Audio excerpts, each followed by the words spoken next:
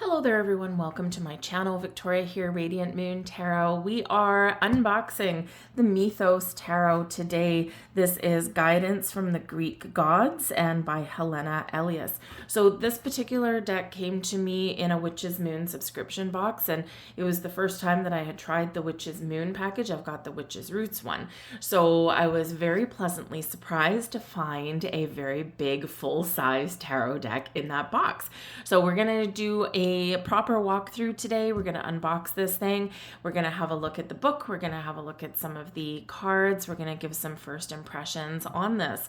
I will also do a second video for this that'll follow, and this will be the quick flip through, right? It won't be any talking or anything like that, just flipping through the cards. So if you're impatient and if you don't want to listen to me babble on, then keep an eye out for that particular video, which will be afterwards. So I have taken the cellophane off of this box just because it did come in that other subscription, and I did an unboxing video for that. So go and check out the unboxing videos and you'll see that there. So, but this came in the box in this beautiful, beautiful kind of like organza like bag. So love it, love it. Always looking for a new bag. It's got a little purple ribbon on there. So I like purple. Let's see how we can get this off. There we go. So this comes in a very nice, very heavy duty two-piece box. It is large. It is fairly large. So, and I already do know it has one hell of a big book in there. So it puts any kind of little white book to shame. It is a big colorful book instead. So, but we do have the Mythos Tarot, so Guidance from the Greek Gods. This retails for $29.95 US and 23.99 pounds in the UK. So, and let me see, it's by Rockpool Publishing. So I've got a few decks by Rockpool Publishing already, but they're Oracle decks. So I haven't actually had a tarot deck from them. They do have an app that you can download for free in case you are curious about any kind of other decks that they offer. I don't work for them or anything like that. So, but I do have it on my phone. So it's actually quite a handy app. There's a lot of information on there and a lot of decks. You can preview some decks, and you can also pull cards from there as well. So you can actually get readings from that app also. So that can be quite handy. So check out the Rockpool Publishing app that is out there. So let's crack this thing open. Like I said, very sturdy cardboard box. So just plain, relatively plain Jane on the inside. We do have like a little bit of a kind of Greek theme going on there.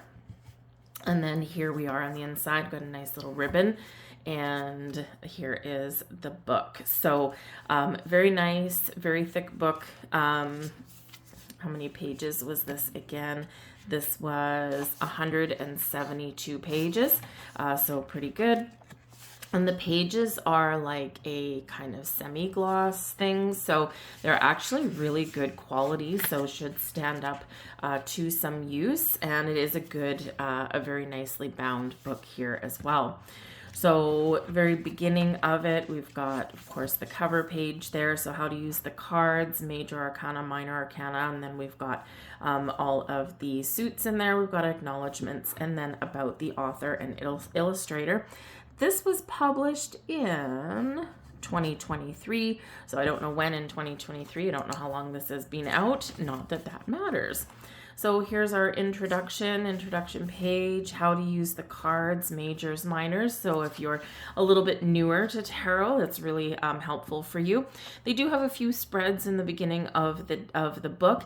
Now I've been reading cards for, I don't know, 30 years, something like that, a little bit on and off in some years there. And, you know, these days, I mean, I do have some certain spreads that I use. A lot of times it's a little bit freeform. However, I do enjoy when deck creators do put in their own spreads in their book. And the reason being is, not necessarily that I need to learn any new spreads, although sometimes you can find some inspiration, but it's because they created the deck. So they set the intention. They put all of their energy into this deck. And when they've taken the time to give some spreads for you here, it's kind of representative of one of the best ways that they think that you can learn or use this deck and get it working for you, or at least connect with it for yourself. So I do like to try out some of the ones that the creators do put in here. They can be really helpful. So this is the Trinity spread, 1, 2, 3. We've got a direct spread, just a single card, and then we've got Olympian spread right there. So that one looks very interesting to me. And then of course it's got a description of what each card placement would mean. And actually in this one, this is the Olympic spread here. We've got, a deity attached to each one. So we've got Zeus, Hera, Poseidon, Demeter, those kinds of things. So anyways, then the book goes into your major arcana. And this is really beautiful because it does have a picture, a full color picture of the card. So you've got the Fool, and then the Fool in this deck is represented by Pan, god of the wild, shepherds, and mischief. So then it has a little blurb about the deity attached to the card. In this one, Pan was a mischievous god whose laughter was consistently changing. Eternally roaming to the sound of his choice musical notes, he chased nymphs and created novelty. And that is the Fool card, right? So then in this deck, we have, normally in a tarot deck, right, you would have an upright and you would have reversal. Right, pretty standard. In this particular deck, what they have for the upright, they call it risen. And then for the reversal, they call it fallen. So it's just another way to kind of connect and look at how your cards come out. So then it's got, of course, your keywords, and then it's got a description of what would be both the upright and the reversal in there, or the risen and the fallen. So really quite beautiful. Hecate in there with the Magician. Lover's card, Aphrodite. It's kind of a no-brainer for that one. Anyways, then we get into the minor arcana, and they also each have a Greek god, goddess, deity attached to each card. So very helpful, very nice book, very well put together. So really do quite like that. So I do quite often, most of the time, read the books that come in with the new decks that I get, just because it gives, you don't know everything. Right? There's always someone with a different perception, a different take, and, maybe even has channeled the information for the cards when they're creating the deck a little bit differently. So it's always a little bit insightful sometimes to read through the books. No matter how much you think there's always something that you may not have thought about. Anyway, so this is the inside of the box. It's got the ribbon on there to get the cards out. Wonderful. All right. Now let's get into the cards. Okay, so we've got the little thingy on here. We'll just take that off. There we go. Now the back of the cards, okay, we do have, it's kind of like a little bit muted. It's a little bit kind of, I wouldn't call it pink. It's almost like a salmon. Okay, so if you've ever seen the color of salmon, it's almost the color of that. But it's got some Greek goddesses on there. So very nice. But what I was really loving, oh, look at the gilding on that. That's absolutely gorgeous, super shiny. If you've watched my channel for any length of time, you know that I am a sucker for anything shiny, anything that lights up, and of course, anything that is gilded. Love it, love it, love it. So beautiful, beautiful.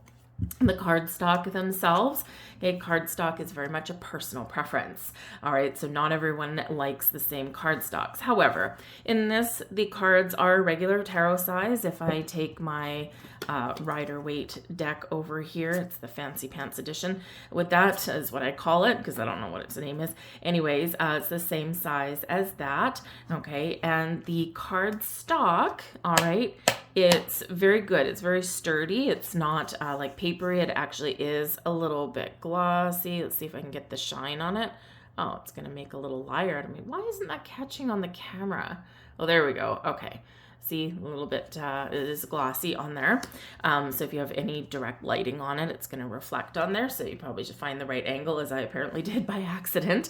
All right. But they're flexible enough that you can shuffle them with ease, but they're not so thin that they're going to like get destroyed the first time that you do shuffle them. So let's start flipping through and see what we've got here. So some of them are, by the way, going to be stuck together. I do sometimes see, you know, like I look on some reviews and stuff like that, and I do see people complain, oh, I got the deck and it's beautiful and it's gilded, but it's stuck together. That's the gilding process there, folks. And when they're compressed in the box right hot off the press, sometimes, yes, they do stick together a little bit. All you need to do is just kind of bend them gently and they'll come apart. So it's not a flaw or a defect in the cards. It is just part of the process. So I'm going to just zoom this in a little bit lower for you. There we go. Make it easier for me as well. Hey, there we go. Now we can see these a lot better. So first we're going to start out with Pan. Oops, that's a little bit too close, isn't it? All right, let's just try that again. There we go. That might be a little bit better. All right. So we have Pan. Beautiful, gorgeous colors. We've got some butterflies on there. We've got, what is it? We've got some birds, I think, up there. I'm not really too sure. Anyways, we've got Pan's flute there, you know, just kind of do, hopping along, happy as a clam. The Magician, and that's represented by Hecate, or Hecate, depending on how you speak. But this is the Magician, so very powerful energy coming in there, very beautiful. The High Priestess, represented by Persephone. Gorgeous, absolutely gorgeous imagery on that card. We have the Empress, Hera. Beautiful, very beautiful. Of course, it is, there's a lot of the typical imagery that is not in these cards. Is what I'm seeing from the very first three.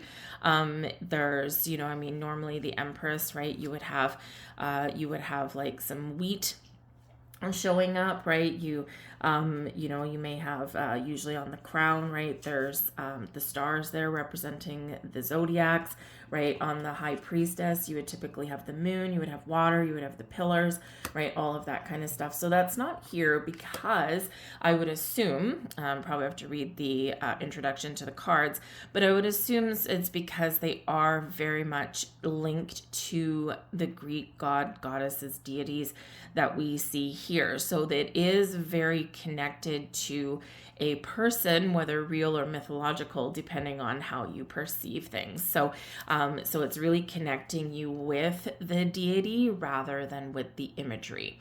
All right, but we've got the Emperor with Zeus, kind of a little bit of a no-brainer there. The Hierophant is, I always screw up this name, Dionysus, I think it is. Anyways, but you can see that there. And they are gorgeous. I mean, this one, look at this one. The Lover's card, Aphrodite. Beautiful. She's actually hugging a statue, so a lover made of stone in that one. And I forget the entire story of Aphrodite. But anyway, it's always interesting reading up about Greek mythology. The Chariot is Apollo.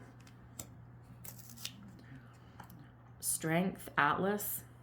Yep, right, holding up the world there.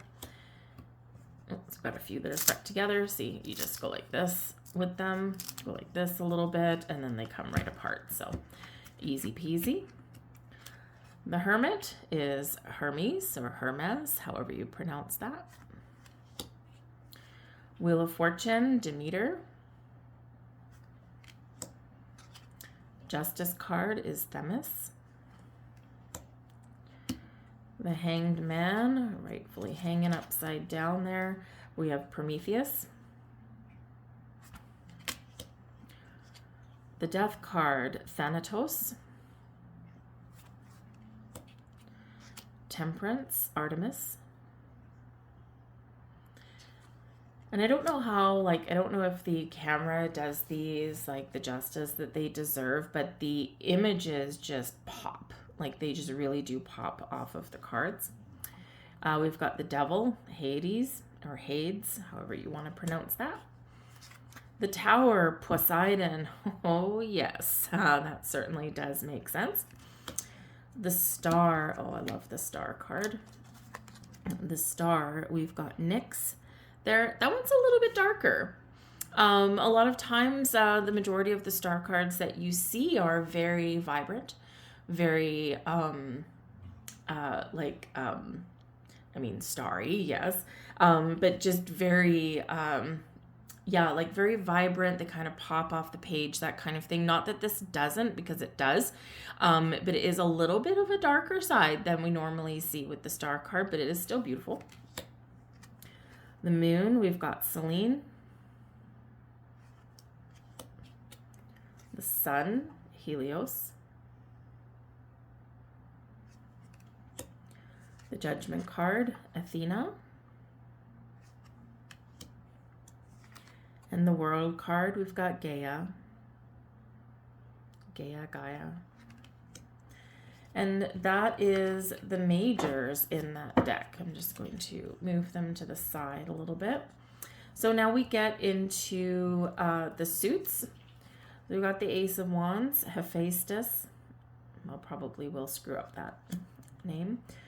Two of Wands, Asclepius. Three of Wands, Ananke. Four of Wands, Hestia. Five of Wands, Zealous. Kind of sounds like jealous, doesn't it? Pick up a few here. I'm just going to move those away for a little bit. Got a little bit of a chunk that's a little bit stuck together. Again, we'll just go like that. Move them around a little bit. Great. Oops. This one's really stuck together. All right. Six of Wands, Nike. Hey, there you go. Seven of Wands, Soteria. Eight of Wands, Atalanta. Nine of Wands, Bia or Baya. 10 of Wands, Iris. Stuck together a little bit. Ooh, there we go. Iris. Page of Wands, Hemera. That's really pretty. That almost looks like, okay, I'm sure it's not, but doesn't that look like something in our modern day? It looks like someone's phone mount with the ring light on there. I guarantee you it's not, but that's what it looks like. The Knight of Wands, Heracles. It's got a lion in the background. Interesting. Queen of Wands is Psyche. King of Wands, Cronus. Oops, it's stuck together again. There we go. And now we get into the coins. Coins, of course, being pentacles. So Ace of Coins, Aeolus. He does actually have a coin in his hand. Two of Coins, Oceanus. And we do have two coins. You got to look for the coins. It's not going to be in this deck. I mean, it's, very much likely with the imagery, likely intended to spark your intuition as well. But you really do have to look for the coins in there. So you do have to kind of read it for a while, at least until you get used to it. But Oceanus is the Two of Coins. Three of Coins, we've got the Morai. And we've got, each one has their third eye open and activated. Three of Coins is a lot of times very much related to manifestation and turning our visions into reality, creation, right? Four of Coins, Epiphoron. And where's the coins? There they are. The coins up on the crown. 5 of coins, Penia.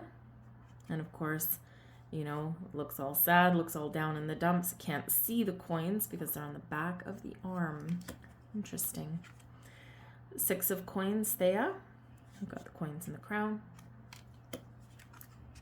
7 of coins, Calliope or Calliope. Anyways, again, we've got some coins in the crown. We've got an earring and we've got a couple on a necklace showing there. 8 of coins is Chiron. 9 of coins, Plutus. 10 of coins, Tish, I think is how you pronounce that one. Abundance, yes, yes. Page of coins, Horme. That one's kind of interesting. Very interesting. We do have a coin right there. It's an earring. But it's very interesting the way that that is colored. I have to look at that one. That one's drawing me in for some reason. Anyway, we have the Knight of Coins, Zephyros. Queen of Coins, Rhea.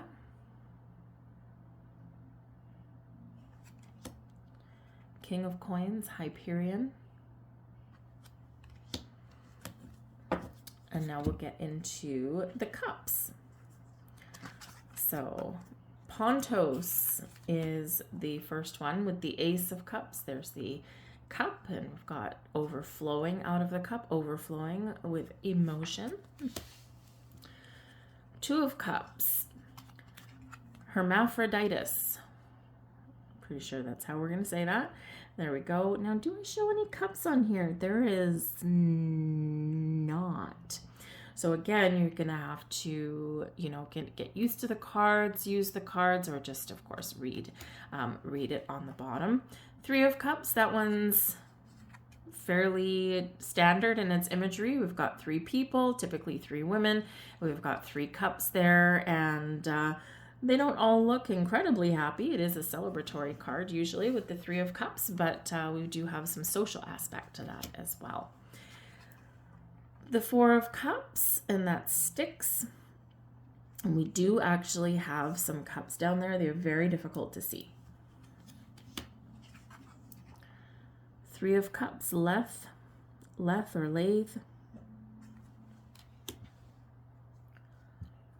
Did I just say 3 of Cups for that one? 5 of Cups. Not sure what I said. Anyway, 6 of Cups. We've got, interesting, 6 of Cups here. We do show some cups. We've got some, what is that there? It looks like we've got a couple of butterflies. Got a butterfly right there over her eye. So that'll be interesting actually to read that one with the 6 of Cups. 7 of Cups looks like, let me see, Hesperus.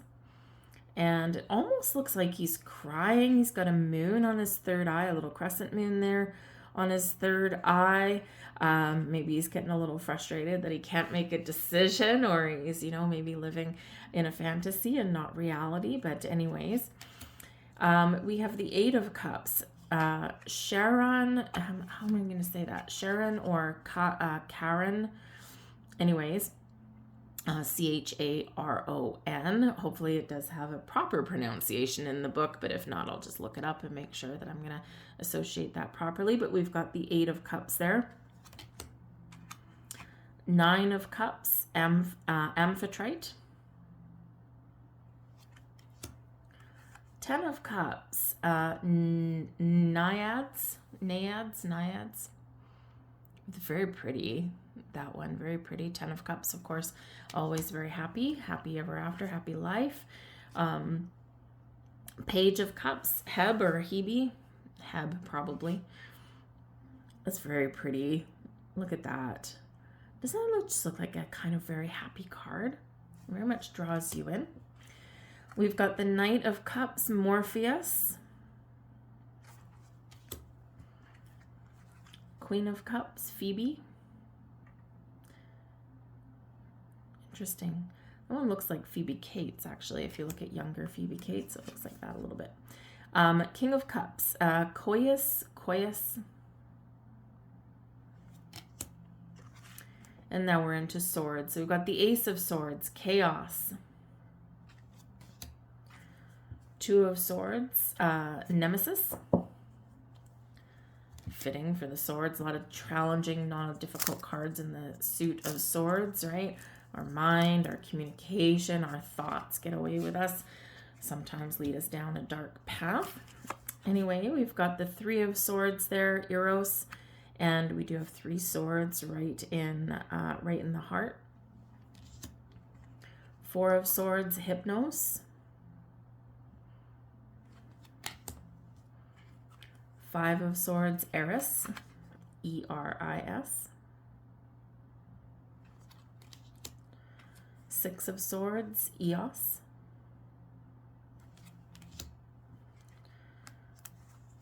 7 of Swords, another one I'm not going to be able to pronounce, but the Erins, I think. Erins, I think it is. But anyway, E-R-I-N-Y-E-S. Looks like 3 old crones a little bit there, but that's the 7 of Swords.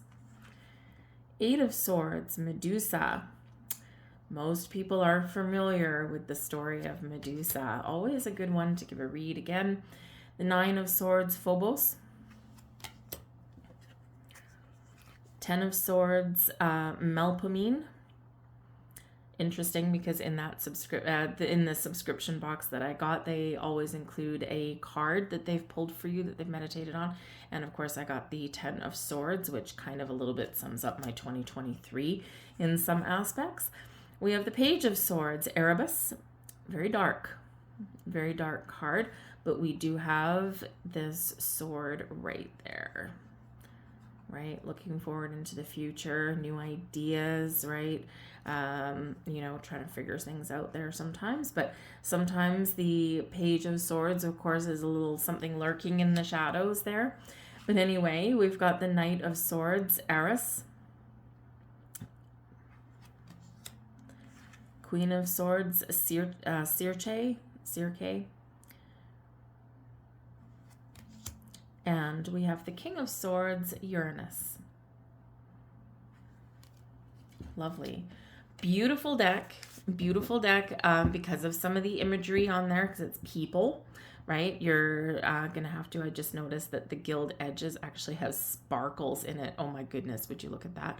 Okay. I'm very much not squirrel. I very much love the sparkly things. Anyways, so it is with people, right? Rather than a lot of the traditional tarot imagery.